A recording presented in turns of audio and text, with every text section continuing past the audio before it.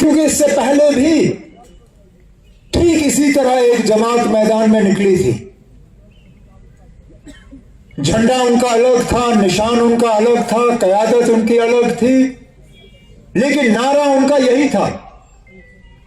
2014 में कलम दवात का निशान लोगों के सामने रखा और मरहूम मुफ्ती मोहम्मद सैयद साहब, अल्लाह मगफिरत करे उन्हें, वो और उनकी बेटी जगह जगह गए और कहा बीजेपी को बाहर रखने के लिए पीडीपी को जितवाना जरूरी है। लोगों ने दिल खोल के पीडीपी को वोट दिए, लेकिन काश वो अपने ईमान पे कायम रहते और बीजेपी को बाहर रखते, शायद आज हमारा ये हाल नहीं होता। बेईमानी की, लोगों के वोट के साथ धोखा किया और इलेक्शन के फौरन बाद जाके बीजेपी के साथ हाथ मिलाया। और वो कहते हैं लम्हों ने खता की, सदियों ने सजा पाई। आज अगर मैं यूटी का चीफ मिनिस्टर हूं बनिस्बत के रियासत का, इन लोगों की बदौलत। हुकूमत में रह के उन्होंने हमारे अंदर से जड़ काटने शुरू किए। जो जीएसटी का कानून लगा वो किसने लगाया? पीडीपी और बीजेपी की हुकूमत ने। जो यहां सरफेसी का कानून लगा, जिसके तहत अब बड़े बड़े लोगों के मकान जो है वो बैंक कब्जा करने के लिए निकला हुआ है, वो कानून किसने लाया? इन्हीं लोगों ने। तो ऐसा भी नहीं है कि हमारी तबाही 2019 के बाद शुरू हुई। इन लोगों ने हुकूमत में रह के ही हमारी तबाही के लिए बुनियाद जो है वो डालनी शुरू की। आज वो लोग आपके हमदर्द बन के निकले हुए हैं। अभी तक उनके मुंह से मैंने ये अल्फाज नहीं सुने कि बीजेपी के साथ हाथ मिलाने के हम माफी मांगते हैं। इतना ही लोग सुनना चाहते हैं कि हां 2015 का उनका फैसला गलत था और वो उस गलती के माजरत खां हैं। आज तक नहीं।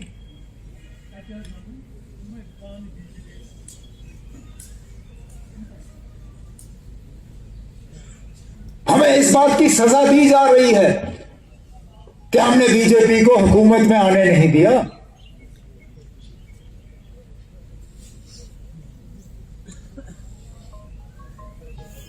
अगर इनके साथ हमने हाथ मिलाया होता इलेक्शन के बाद,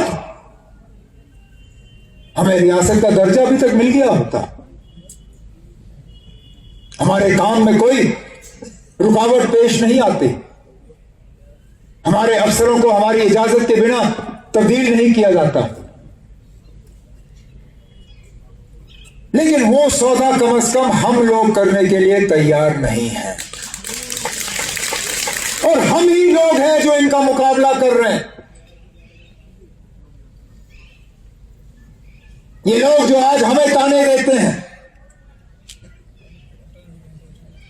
जो सारे मिलके आज नेशनल कॉन्फ्रेंस को निशाना बनाते हैं, आप देखिए, चाहे वो पीडीपी का उम्मीदवार हो, चाहे वो अपनी पार्टी का उम्मीदवार हो,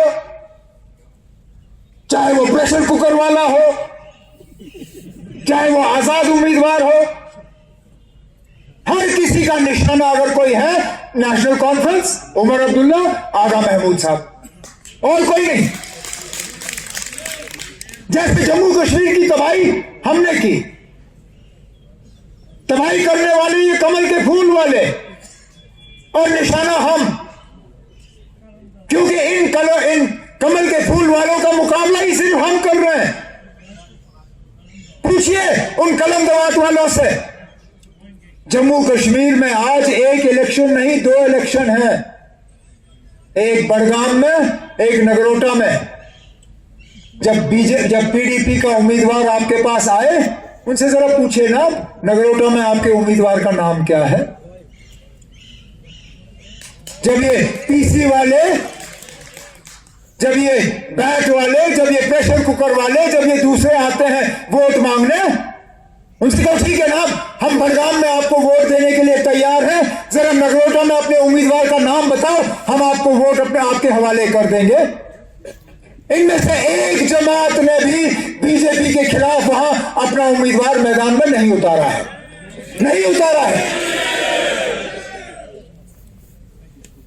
वहां उम्मीदवार नेशनल कॉन्फ्रेंस का है,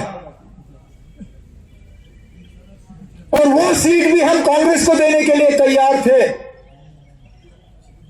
4 दिन लगे उनको फैसला करने में। रात के 12 बजे हमें वहां से फोन आया कि हम ये इलेक्शन नहीं लड़ेंगे, आप उम्मीदवार उतारो। उस दिन 3 बजे नॉमिनेशन का सिलसिला बंद हो जाना था।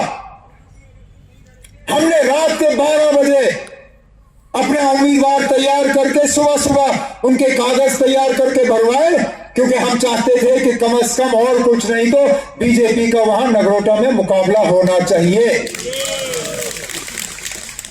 और ये लोग हमें ताने दें, इन्हीं लोगों की तो मिली भगत चल रही है।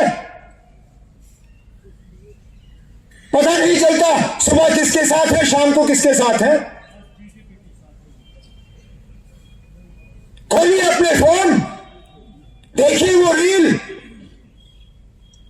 पीडीपी के उम्मीदवार हमारे एक साथी के बारे में क्या कहते हैं, देखिए फोन पे।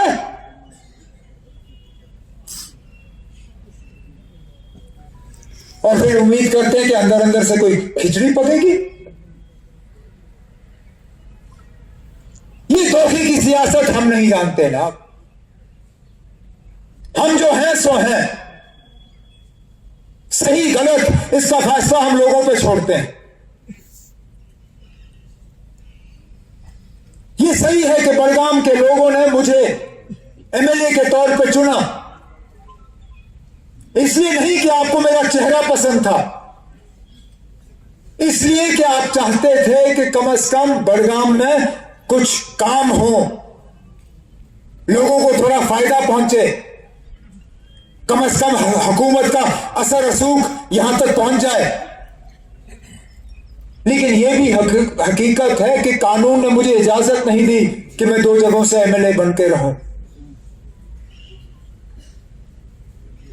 चाहते हुए भी मैं बड़गाम से रह नहीं सका, क्योंकि हकीकत जिस तरह शायद आजम महमूद साहब ने कहा, मैं जानता था कि मेरे पास इतनी फुर्सत होगी नहीं कि मैं पहले बड़गाम की ज्योग्राफिया सीखूं, बड़गाम में अपने वर्करों के नाम सीखूं, हम एक दूसरे को जानना शुरू करें। तब तक वो 2.5-3 साल निकल गए होते। बेशक मैं एमएलए नहीं रहा, लेकिन मैंने तब भी बड़गाम के लोगों की कम से कम इस 1 साल खिदमत की। जितना मैंने पैसा गांधरबल पे लगाया, उतना पैसा मैंने बड़गाम पे लगाया, यह हकीकत है। और मैं दिल्ली की बात नहीं कर रहा हूं, मैं असेंबली हल्के की बात कर रहा हूं।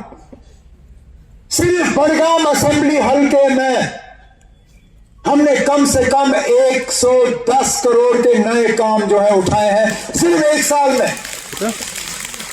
उनमें सड़क, ड्रेनेज, वाटर सप्लाई स्कीम, अस्पताल के लिए सीटी स्कैन, प्लेग्राउंड 5 नए, सोलर लाइटें, बिजली के ट्रांसफार्मर, तारें, जहां जहां आपका नगरन।